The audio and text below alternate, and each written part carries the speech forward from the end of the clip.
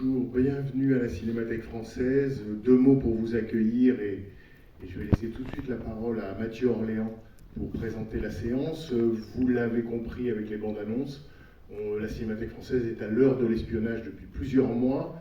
Une exposition ici au 5e étage est consacrée à ce genre qui a beaucoup à voir avec le cinéma lui-même. Si vous n'avez pas vu cette exposition, brouillez-vous, il reste 15 jours. Voilà. Comme ça, vous êtes informés et vous êtes avertis. Et en même temps qu'on a déroulé cette exposition, tous les week-ends, il y a eu à la Cinémathèque française des films en rapport avec le genre de l'espionnage. Et donc aujourd'hui, cet après-midi, la projection évidemment des Patriotes d'Éric Rochant. Éric Rochant sera là. En bon agent secret, il arrivera pendant la projection, voilà, mais il sera là à la fin du film et il s'entretiendra avec Mathieu Orléans pour une discussion d'abord entre eux puis ensuite avec vos questions et vos interventions. Mathieu Orléans est le co-commissaire de l'exposition Top Secret, cinéma et espionnage, qui se déroule au 5e étage, co-commissaire avec Alexandra Midal. Donc c'est lui qui connaît le genre et qui est le mieux placé évidemment pour s'entretenir avec Éric Rochant tout à l'heure. Voilà. Si tu veux dire quelques mots et d'Éric Rochant et du film. Merci Bernard. Effectivement, tout ça s'inscrit dans le cadre de l'exposition et du catalogue qui a été fait avec, qui est l'objet de nombreux textes, d'analyses, mais aussi d'entretiens avec des cinéastes, qui sont venus ici aussi présenter des films. Avant Éric Rochant, on a eu le plaisir d'accueillir Arnaud Desplechin et Olivier Assayas. C'est une exposition, vous le voyez, qui certes montre aussi des œuvres d'art, montre des storyboards, des objets de cinéma, mais elle a la particularité de s'inscrire dans un dialogue avec des vrais objets d'espionnage. Ça, c'est quelque chose sur lequel on peut disons, mettre le focus, parce que c'est assez rare de pouvoir regrouper des objets à la fois qui viennent du monde, ex-monde soviétique, de la CIA, des services secrets français.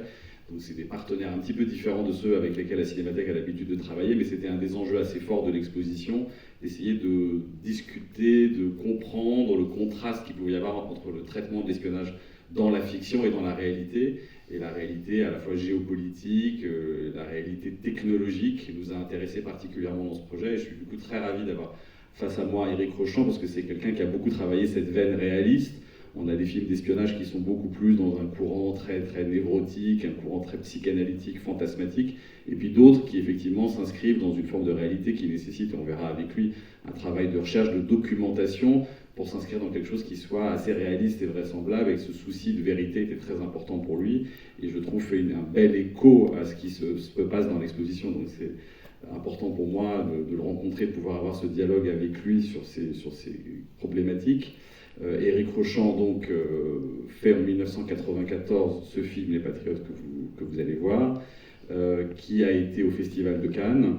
C'est son troisième film.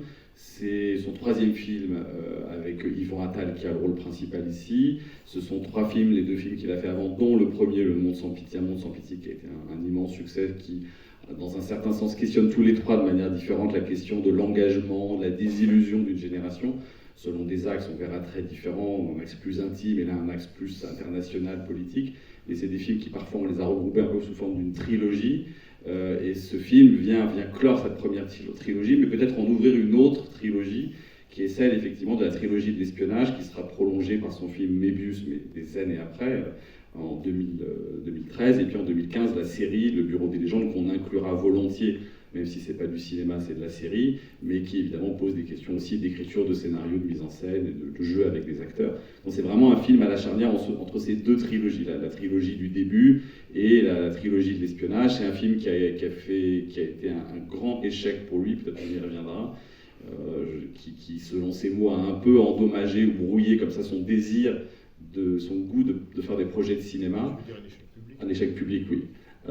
Et pas critique, et un échec public en effet, alors qu'Un Monde sans pitié avait été un succès détonnant. On avait parlé vraiment de nouvelles vagues, on avait comparé à Godard, donc c'est un film qui a été même un peu, je crois, dur à porter pour lui.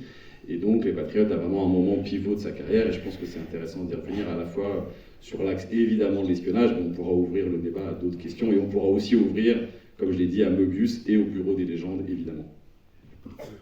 Je ne vous demande pas qui a déjà vu le Bureau des légendes, mais qui n'a jamais vu Les Patriotes? Moi non. Alors, bonne projection et à tout à l'heure.